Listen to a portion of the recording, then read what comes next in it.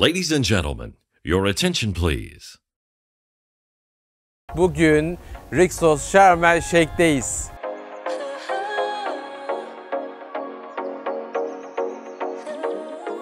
Bir otel satın alıyorsunuz, hemen yanınızda bir tane daha var. İki otelin keyfini çıkartıyorsunuz. Eğlence arıyorsanız geleceğiniz yer Rixos Sharm El Sheikh.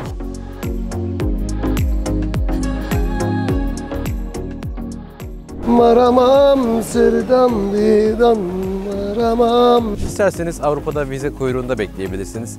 İsterseniz de sevildiğiniz bu coğrafyada 12 ay boyunca hem de uygun fiyata tatil yapabilirsiniz. Sevgili tatilciler, burayla ilgili en çok merak edilen şey deniz konusu. İlla ben gireceğim abi, Türkiye'deki gibi deniz istiyorum diyorsanız Türkiye'de kalacaksınız. Şaka yapıyorum. Bir su altı canlılığı var. İnanamazsınız. Ya efsane bir şey.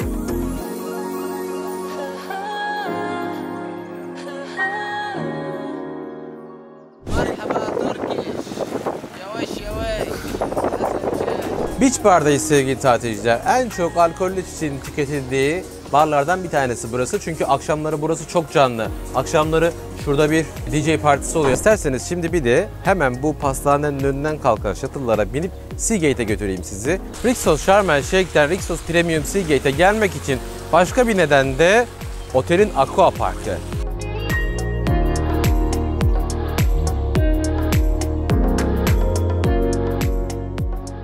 Sağımda ve solumda otelin anakartlarını görüyorsunuz. Bunlar yan yana devam ediyor. Asya var efendim, Brezilya var, Türk var, deniz var. Benimle Rixos Sharm El Sheikh'e gelin, bir de oradaki şova bakalım.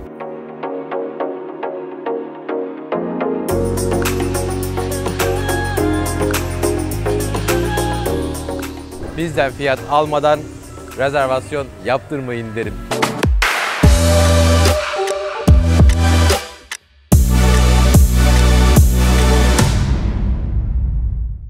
Bu otel bir couple oteli, çocuk kabul etmiyor, mükemmel bir parti oteli. Ayrıca biliyorsunuz Rixos Premium Seagate'de bu otelle yan yana, ikisi birbirine bağlanmış şekilde tek otel gibi de düşünebilirsiniz hatta. Bu size ne avantaj sağlıyor peki? Burada kalıyorsunuz diyelim ve burada bir canlı müzik var. Sevmediniz efendim.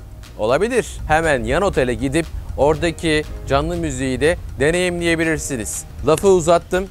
Son olarak bu oteli daha önce sizin için inceledik. Onu da şuradan inceleyebilirsiniz. Bu biraz daha yüzeysel bir video olacak. Çok detaylı bir şey olmayacak. Detaylı bir şey arıyorsanız o videoyu izlemenizi tavsiye ederim. Hadi videoya başlayalım.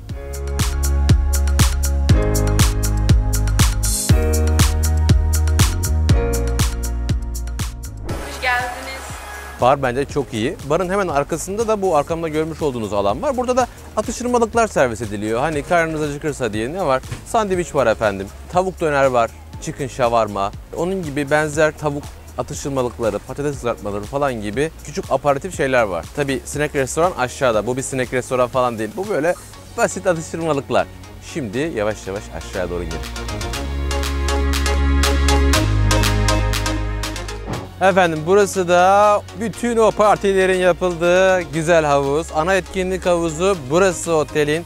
Bunun içerisinde bir jacuzzi var. Efendim şurada görmüş olduğunuz gibi suyun içerisinde bir barı var. Oradan alkollü içecek alabilirsiniz, kahvenizi alabilirsiniz, suyunuzu alabilirsiniz. Hem de yüzerek. Hemen kameranın arkasında da 40 santimlik bir bebek havuzu var. Sizi bir kontrol edeyim dedim. Yani iyi dinliyor musunuz, dinlemiyor musunuz diye. Tabii ki bebek havuzu falan yok. Burası çocuk kabul etmiyor. Süpersiniz. Hepiniz dikkatlice izliyormuşsunuz. Şimdi isterseniz bir bara bakmaya çalışalım. Suyun içinde olduğu için çekmesi bayağı zor. Ama oradaki içecekleri de size göstermek istiyorum. Bir deneyelim bakalım.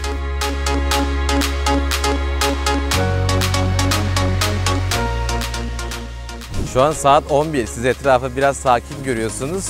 Ama burası öğleden sonra birçok aktivitenin yapıldığı alan. İsterseniz aktivitelere bir bakalım mı? Buyursunlar.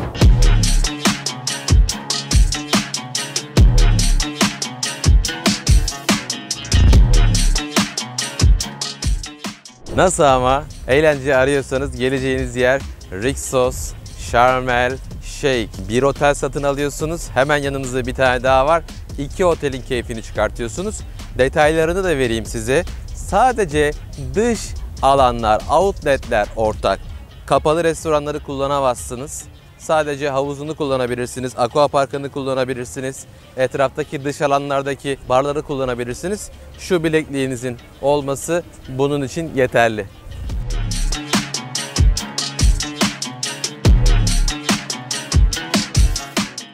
Sevgili tatilciler, Salt Snake'deyiz. Burası akşamları deniz alakartı olarak hizmet veriyor. Gündüzleri ise Rixos Sharm El Sheikh'in beach'in hemen yanındaki Snake restoranı efendim. Deniz hemen yanımızda. Eğer denize zaman geçiriyorsanız buraya geliyorsunuz. Havuzlara da pek uzak sayılmaz. Hemen yanımızda bir havuz var. Fakat birçok havuz var biliyorsunuz. Tek bir havuz yok. Ama havuzların içlerinde de atıştırmalık bir şeyler alabileceğiniz küçük istasyonlar yapmışlar. Ama burası daha donanımlı. Ne var efendim burada? Bilek burgerimiz var. Burada bir ızgara tavuk sandviçimiz var. Burada bir hot dog var. Burada da bir kumpir var. Burası bir Türk oteli. Unutmadınız değil mi? Haliyle yemeklerde her zaman bir Türk imzasını görüyorsunuz. Eğer aklınızda ya ben Mısır'a gideceğim ama orada yemekler kötü diyorlar falan nasıl yapacağım diye düşünüyorsanız burada hiç sorun yaşamazsınız. Nasılsın? Teşekkür ederim. Sen nasılsın? Teşekkür ederim. Çalışan arkadaşlar da ufak ufak Türkçe öğrenmeye başlamışlar.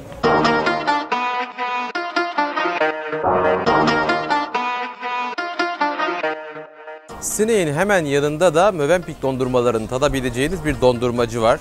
3 gündür Rixos'lardayız. Ben gelip gidip bu dondurmalardan yiyorum. Dondurmaları göstereyim size. Hello.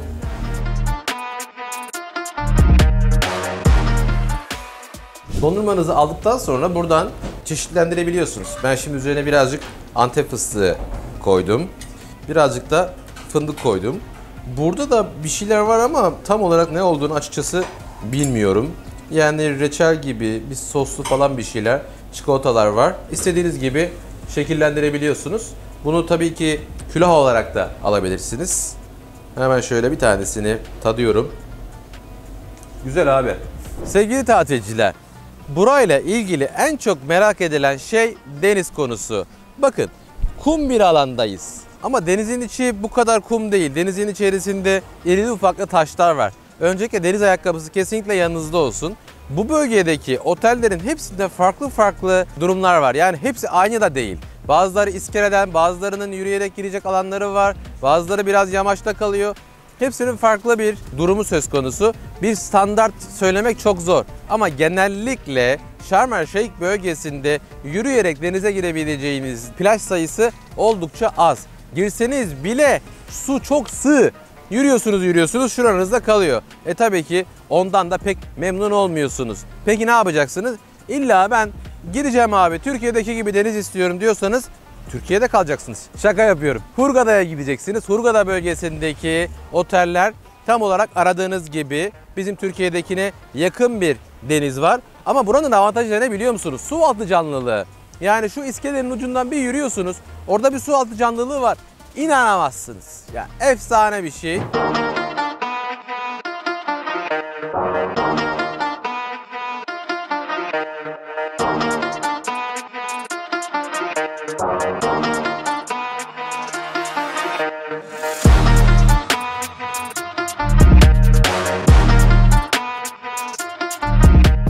Şimdi bakın suyun içerisinde yüzen misafirleri görebiliyorsunuz. Onlar yürüyerek girmişler. Tam otelin sınırındalar şu anda. Orası yürüyerek denize girmek için en iyi noktalardan bir tanesi. Sonrasında da bu iskele var. Birçok misafir iskeleyi kullanıyor. Şu an oteldeki deniz suyu ve hava suyu sıcaklığını da gösteren bir tabela var burada. Bugün 9 Ekim efendim. 9 Ekim'deki durum şu an Sharm El Sheikh'te budur. Arkamdaki deve nasıl ama Mısır'da olduğumuzu bir kez daha bize hatırlatan güzel bir deve. İsterseniz iskeleye bir çıkalım. Oradaki olayları bir anlatayım size. Sevgili tatilciler, burası da otelin iskelesi.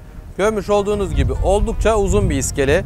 İskelenin en ucuna gittiğinizde, şimdi şuradan bahsedeyim, bakın buralar çok sığ. Aynı zamanda da mercanlarla kaplı. Haliyle burada yüzmeniz pek olası değil. Yani ıslanırsınız diyeyim. Yüzmek için çok doğru bir nokta değil. Doğru nokta iskelenin en uç kısmı.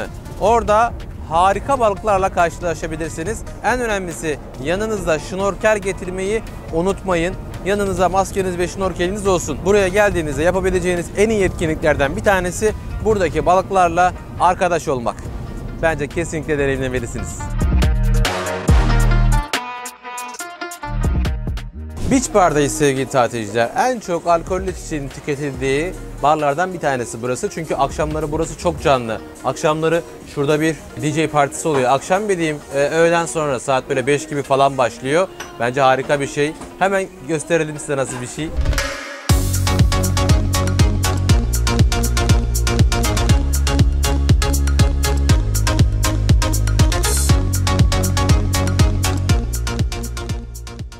İçkileri anlatmaya devam edeyim şimdi. Absolut Vodka, Aperol, Jack Daniels, Gordon's, Olmeca Tequila. Olmeca Tequila'yı diğer Rixos'larda görmemiştim mesela. Burada var. Efendim bira olarak da kapalı kutuda Stella servis ediliyor. Bu bir Mısır birası. Tadı güzel gayet. Hiç aratmıyor diğerlerini. Afiyet olsun. Alkolsüz içecekler de burada kapalı kutuda servis ediliyor. Nasıl buldunuz alkollü içecek kalitesini? Umarım beğenmişsinizdir. Heineken bira Rixos Premium Seagate'de servis ediliyor. Sharm el Sheik'te Heineken yok. Premium Seagate'de var. Biliyorsunuz buradan kolayca girebilirsiniz. Eğer sizin için bu durum hassassa oradan da bu içeceği temin edebilirsiniz. Yes, very nice. Yeah. It's Turkish. Turkish style. Bu sahilin etrafındaki alanlar oldukça kullanışlı. Sinek orada, dondurmacı orada. Bakın burada gözlemeci var. Gözlememi aldım. Şuradan bir tane de soğuk ayran alıyorum. Oo, Mısır'da ayran içiyoruz. Vallahi köyüme gittim. Sevdiğin aşkına doldur ayranı. Çok da güzel olmuş ha. İsterseniz şimdi bir de hemen bu pastanenin önünden kalkan shuttle'lara binip Seagate'e götüreyim sizi. Oradaki alkollü içeceklere bir bakalım. Oraya gittiğinizde sizi ne bekliyor? Oradaki farkı da bir görün. Hadi gidelim. İyi günler. Good. 6 dakikalık bir yolculuk yaparak Seagate'e geldik. Her 15 dakikada bir o otelden bu otele servis var. Rahatlıkla gidip gelebiliyorsunuz. İster orada takılın, ister burada takılın. Bir otel alın, iki otelin keyfini çıkartın. Buranın en büyük avantajlarından bir tanesi bu. Yolculuğumuz esnasında da şoförümüz bize aramam sormam bir daha diye güzel bir İbrahim Tatlıses şarkısı söyledi. Çok seviyorlar İbrahim Tatlıses'i. CZN Burak babasıyla küstüğünde hepimiz burada ağladık dedi. Seviyorlar Türk kültürünü, Türk dizilerini.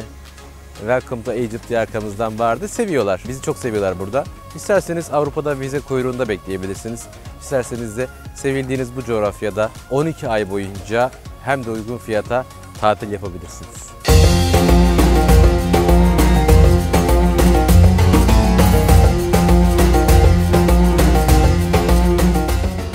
Size hemen yan otel olan Rixos Premium Seagate'in de denizini göstermek isterim. Benim hayatımda gördüğüm en uzun iskele herhalde burası olacak. Daha uzunu göreceğimi pek sanmıyorum. Tam 1 kilometrelik bir iskeledeyiz şu anda. Biz iskelenin 400. metresinde falanızdır.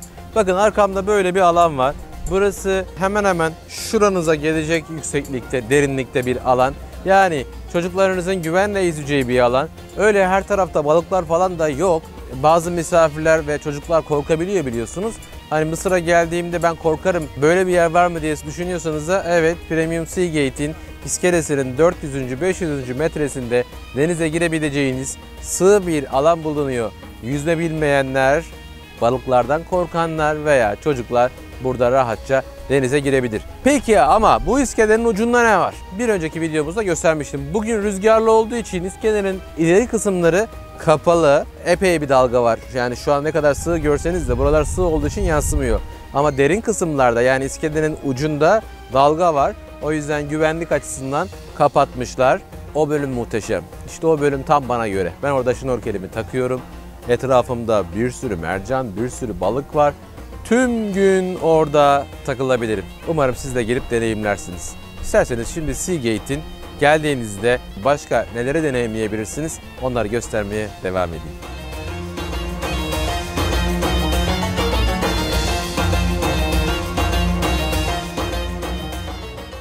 Sharm el Sheik'teki a la carte seriyi beğenmediniz diyelim. Menüdekiler size göre değildi. O halde hemen Seagate'e gelip bu menünün de tadına bakabilirsiniz. Burası bu şekilde, a la carte şeklinde değil. Efendim kızarmış tavuklar var, orada makarna yapılıyor.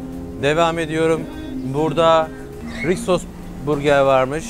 Devam ediyorum. Burada bebekler ve çocuklar için alabileceğiniz şeyler var. Devam ediyorum, salata barı var. Devam ediyorum, ekmekler. Yine küçük sandviçler. Pizza bölümü. Burada çorba, pirinç, patates püresi. Tabii çocuklu aileler de düşünülmüş burada. Eğer çocuğunuzla geldiyseniz ufak tefek burada bebekler için falan atıştırmalıklar var. Ama asıl seveceğinizi düşündüğüm şey oradaki döner. Bugün et döner de servis ediliyor. Burada hot dog'lar var. Devam ediyorsunuz, burada Adana kebap var efendim. Bakın, Adana kebap yazmışlar ama bu kaşarlı köfte. Kaşarlı köfte var. Mısırlıların kendi sevdiği bir şey var. İçi dolgulu. Böyle ekmeğin arasında bir şey. Hiç denemedim. Bilmiyorum tadını. Burada şiş tavuk var efendim. Tavuk kanat var. Arkada ızgara var bu arada. Kömürlü ızgara. Orada pişiyor bunlar. Burada da son olarak şavarmalar var. Yani et dönerler var. Onlar da bu şekilde atıştırmalık olarak servis ediliyor. Devam ediyor burası. Bitmedi. Şu tarafa geçtiğinizde de dondurma alabileceğiniz bir yer var. Geçen sefer geldiğimizde çok tatlı bir abi vardı. Dondurmacı. Onu tekrar görebileceğimi umdum ama maalesef bugün yok. Karşı taraf biraz daha tatlı şeyler var. Yine dondurmalarımız Mövenpick. Devam ediyorsunuz, tatlılar. Devam ediyorsunuz, burada meyveler var. Poğaça, börek ve atıştırmalıklar sizi bekliyor. Eğer oradaki menüyü beğenmezseniz buraya gelebilirsiniz. Buradakini beğenmezseniz de oraya gidebilirsiniz. Seçenek olması bence hepinizin içini rahatlatıyor olacaktır. Burası sahil alanına daha yakın ama havuzlara da çok uzak sayılmaz. Tek bir alan var. Sinek için herkes buraya geliyorlar. Tatilciden.com'u tercih etmeniz için 3 sebep. Bu videolar sayesinde otellerin birbirleri arasındaki farkları size göstererek seçim yapmanızı kolaylaştırıyoruz. Unutma, kötü otel yoktur. Yanlış tercihler vardır.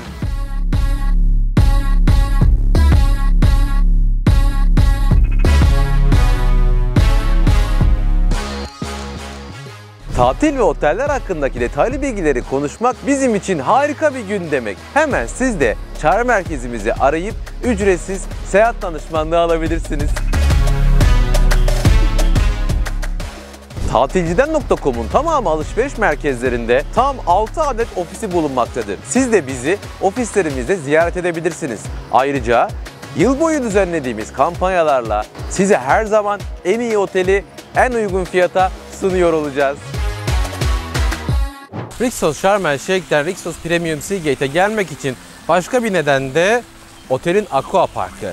Zaten diğer otellerden de çoğunlukla Aqua Park'ta zaman geçirmek isteyen aileler geliyor. Hem yetişkinler için hem de çocuklar için muhteşem bir Aqua Parkı var Rixos Premium Seagate'in. Aqua Park demek bence buraya hafif kalır. İçeride bir go-kart alanı var, çocukların eğlenebileceği başka alanlar var. İçinde bir restoran var, resepsiyon var. Bayağı büyük bir yer.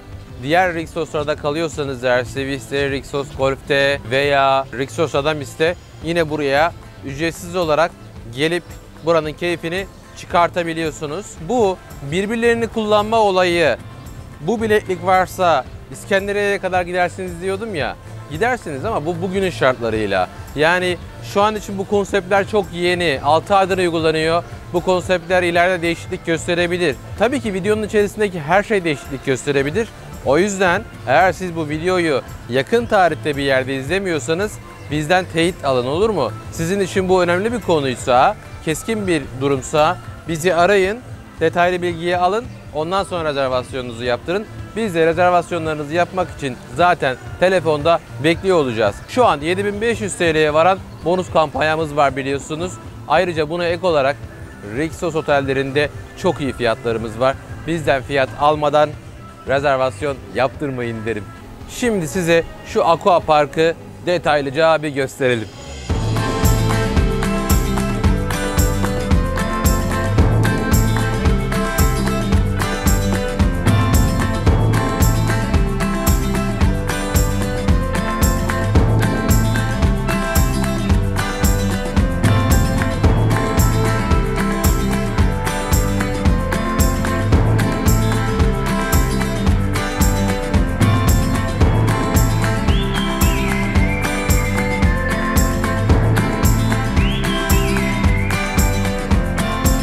Haftanın her günü akşam saat 5'te burada bir parti yapılıyor. Bence çok da eğlenceli bir parti. Şimdi size yakından göstereceğim ama genel konseptle de ilgili bilgi vereyim isterim.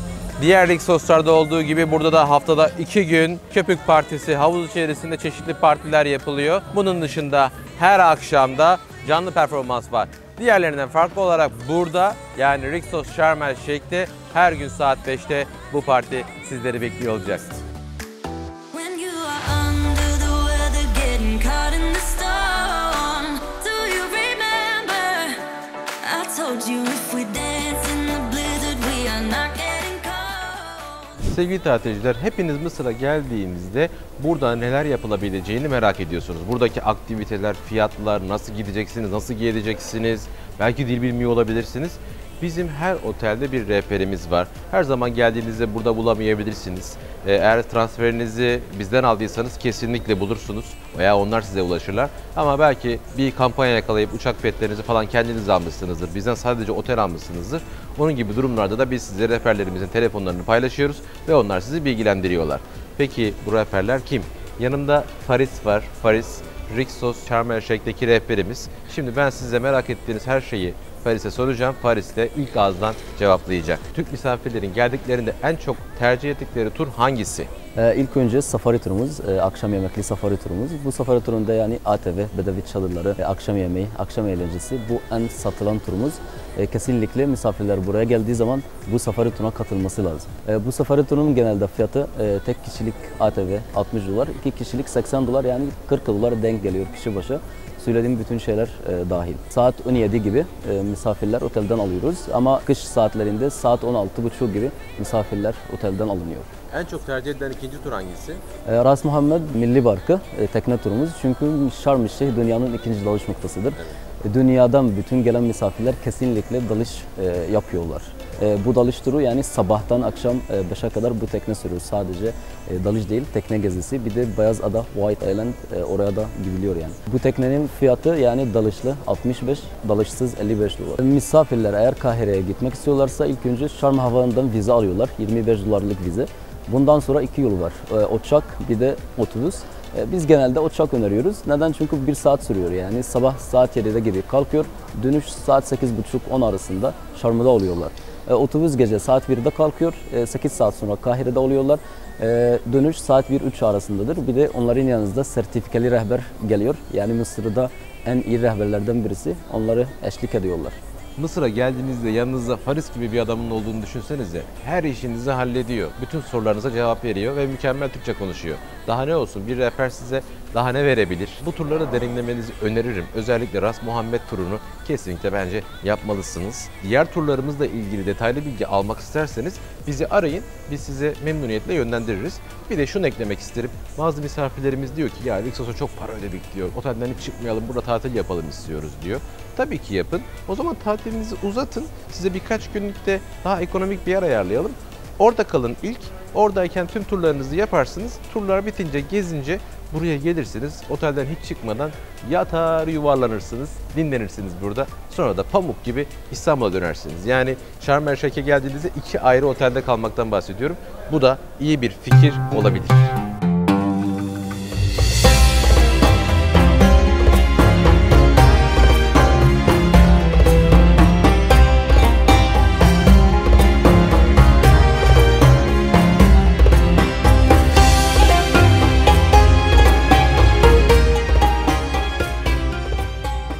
Rixos Sharm El Sheikh'te akşam yemeği zamanı. Şimdi size buradaki yemekleri her zaman olduğu gibi tek tek göstereceğiz ve kararı size bırakacağız. Bugün deniz ürünleri günü. Her gün farklı bir konsept var burada. Yarın İtalyan, öbür gün uluslararası, ondan sonraki gün Türk belki. Her gün böyle değişiyor menü. Bugün deniz olduğu için şanslıyız. Çünkü böyle güzel jumbo karideslerle bakışıyorum. Efendim devam ediyorsunuz hemen. Bu tarafta peynir çeşitleri var. Bu tarafta salata köşesi var. Ama benim değinmek istediğim nokta aslında sizin de geldiğinizde bence en çok tercih edeceğiniz nokta dışarısı. Dışarıda her gün ızgara yanıyor. Bu otelde her akşam et, tavuk, balık ızgara olarak pişiyor. Yanında da bir salata yaptınız zaten yeter ama çok daha fazlası burada sizi bekliyor. Peki ama döner? Otelde her gün et döner pişiyor. Hem de Türk şeflerin elinden. Diğer Rixos'larda olduğu gibi burada da Türk şeflerin her zaman parmağı var. Yani aklınızda şöyle bir soru işareti varsa Mısır'a gidiyorum ama ya yemekleri belki bana göre değildir. Hayır, burada herkese göre bir yemek var. Özellikle bizim sevdiğimiz yemekler sıkça yapılıyor. Şunu eklemek isterim, bütün gün diğer otellerin birbirlerini nasıl kullandığını falan konuştuk. Mesela bu alana Premium Seagate'de kalan misafirler kullanamazlar. Yani bu alanlar ortak değil. Her restoran, kapalı alanlar, bunlar kendi misafirlerini ağırlıyor. Burada yemek durumundasınız ama dış alanlar, outletler hepsi Sharm El Sheikh ve Premium Seagate'de ortak olarak kullanılabiliyor efendim. İsterseniz şimdi siz yemeklere biraz daha yakından bakın. Maramam sırdan didan, maramam sırdan didan, maraman sırdan didan, maramam.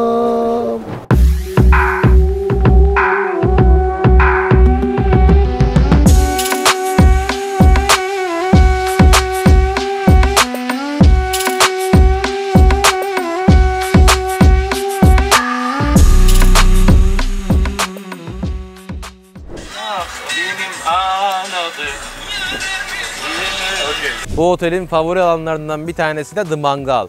Şu an Premium Seagate The Mangal'ı görüyorsunuz. Aynısından Rixos Sharm El Sheikh'te de var biliyorsunuz. Buradaki ona göre çok daha geniş. Peki diğer videoyu izlemeyenler için azıcık bir bilgi vereyim yine. Efendim, masaların yanına mangalları koyuyorlar.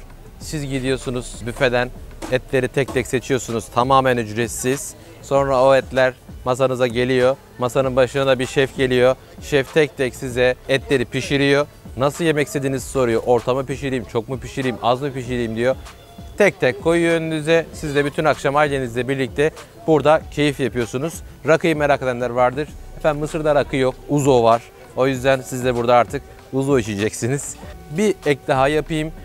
Gelir gelmez rezervasyon yapmayı unutmayın. Yoksa burada yer bulmak düşündüğünüz kadar kolay değil.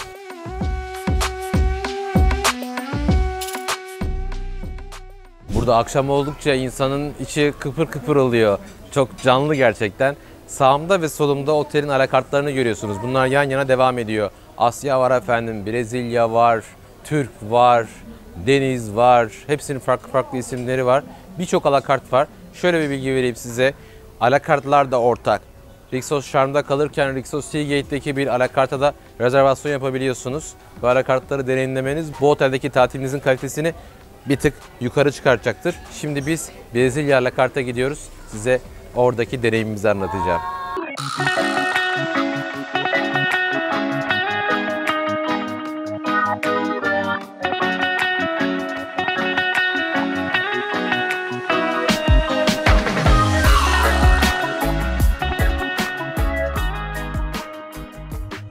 Sevgili tatilciler, Brezilya restoranındayız. Eğer önünüzdeki bu kart yeşilse tüm akşam size yemek gelmeye devam ediyor.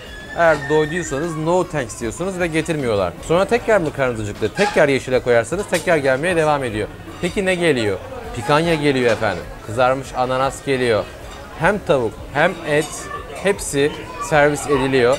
Ve tüm masalar tek tek geziliyor. Böyle eğer yeşilse hiç sormuyor size. Geliyor, pardon diyor, masanıza koyuyor ve gidiyor. Birazdan bizim masamıza da geliyor olacaklar.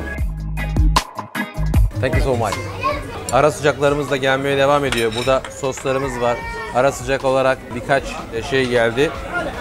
Tavuklar mükemmel pişmiş gibi görünüyor. Müsaadenizle bir tadına bakacağım.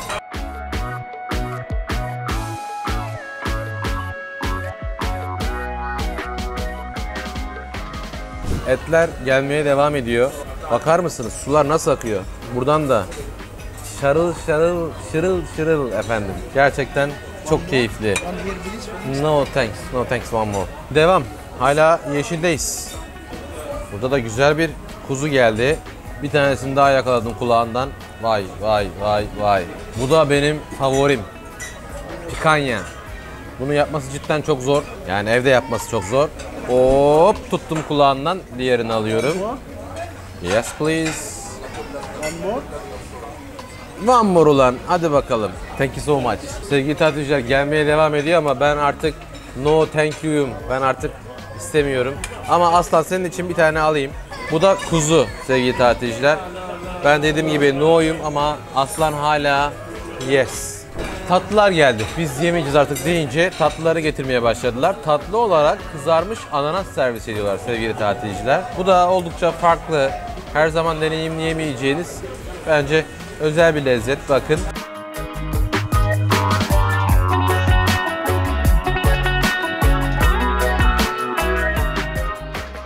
Sevgili tatilciler, size bir önceki videomuzda buradan izleyebilirsiniz. Rixi Club'ı anlatmıştım ve göstermiştim. Burası akşam 23'e kadar açık. Sabah 9.30'da açılıyor. 13'te kapanıyor. 1 saat temizlik yapılıyor. Sonra 14'te tekrar açılıyor. 19'da kapanıyor. Sonra 20'de tekrar açılıyor. 23'te kapanıyor. Şu an saat 20.30. Gelip bir Rixi Club'a bakalım istedik. Çocuklar burada ne yapıyor diye. Çünkü bu saatler kıymetli. Bu saatler ve bundan bir önceki saatte sizin yemek yeme saatiniz. Eğer siz yemek yerken çocuğunuzu buraya bırakmak isterseniz içeride neler oluyor yakından görebilirsiniz. Aklınıza benim çocuğum İngilizce bilmiyor, ne yapacak burada? Çok normal efendim bilmemesi. Hem Türk personeller var hem de buna ihtiyaç bile yok. Çocukların dili yoktur, bir şekilde anlaşırlar, hiç merak etmeyin siz. Rixos Premium Seagate'de akşam etkinlikleri zamanı. Bu otelde haftanın 7 günü canlı performans olarak şovlar düzenleniyor. Şimdi de size bu akşam düzenlenen şovu yakından göstereceğiz. Görelim.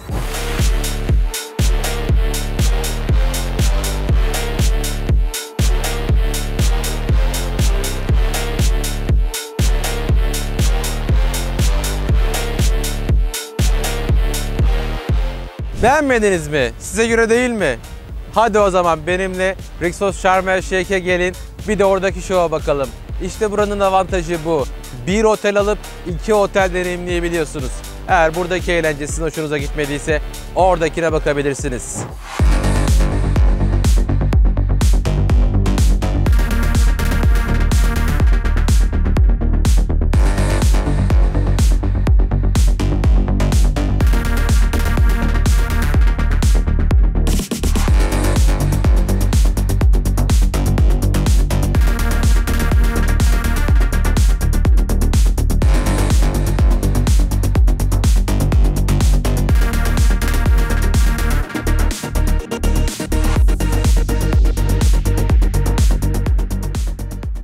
Rixos Sharm bir tık daha hareketli değil mi? Buradaki eğlence akşam 11.30-12 gibi bitiyor ama Sharm El Sheik'te gece 2'ye kadar müzik hiç susmuyor. Sharm El Sheik'te Premium Seagate'in arasındaki en önemli fark tabii ki buranın çocuk kabul ediyor olması, Premium Seagate'in, Sharm El Sheik'in ise bir yetişkin oteli, bir parti oteli olması. O yüzden gece orada daha uzun. Daha önce kanalımızda inceleme videoları yayınladığımız Rixos Premium Seagate ve Rixos Sharm El Sheik'i bugün yeniden keşfettik ve size bir otel fiyatı ödeyip 2 otelde tatil nasıl yapılır, ne gibi ayrıcalıkları var, bunları size göstermeye çalıştık. Umarım beğenmişsinizdir. Beğendiyseniz ve rezervasyon yaptırmak istiyorsanız bizden fiyat almadan rezervasyon yaptırmayın derim.